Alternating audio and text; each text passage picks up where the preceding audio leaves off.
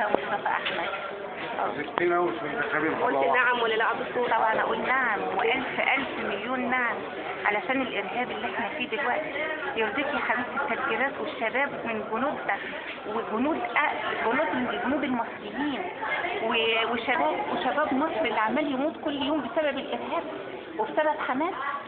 يعني انت يرضيك ان احنا بندافع عن العرب وعن المسلمين في حرب 48 وحرب 67 وحرب فلسطين وحرب 73 وبندافع عن الفلسطينيين وحماس تيجي تقتلنا هنا؟ يرضيكي ان ننتخب رئيس ان هو كان ارهابي ومتخابر مع الامريكان وضد مصر وضد المصريين؟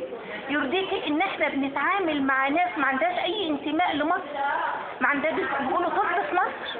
طيب هو بيقول لبيك يا سوريا والقدس، طب هم بيرخوش ليه؟ احنا نفتح لهم، لو عايزين يعملوا باسبور اعمله لهم على حسابي ويسافروا كلهم، يسافروا لبيك يا سوريا، روحوا سوريا وروحوا فلسطين حرروها، بدل ما يقتلونا ويقتلوا المصريين ويقتلوا جنود مصر ويقتلوا جيش مصر، يروحوا يقتلوا اليهود اللي مستولين على اموالهم وعلى حالهم وعلى ارضهم. فين اللجنه بتاعتك فين؟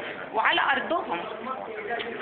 يعني انا دلوقتي بتكلم على ان لازم كل المصريين يطلعوا يقولوا نعم للدستور ونعم للقائد العظيم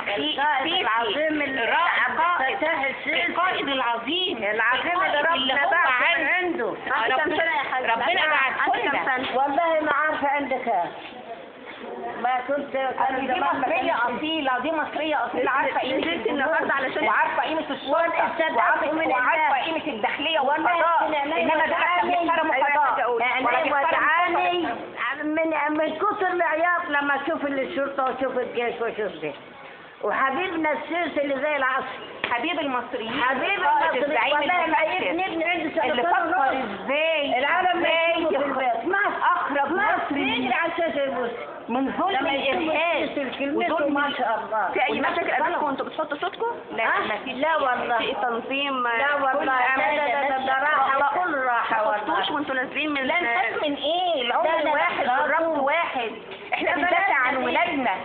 انا واحدة مصرية رفضت الاعارة ورفضت كل شيء وقعدت اربي لمصر 3 اطباء بشريين عشان يحافظوا على بلدهم علما وخلقا، وبحافظ على البلد وقعدت اربي ولادي وما همنيش الفلوس ان انا اطلع بعد كده اقعد في بيت واخاف من الموت. لا ده انا بدافع عن اولادي واحفادي.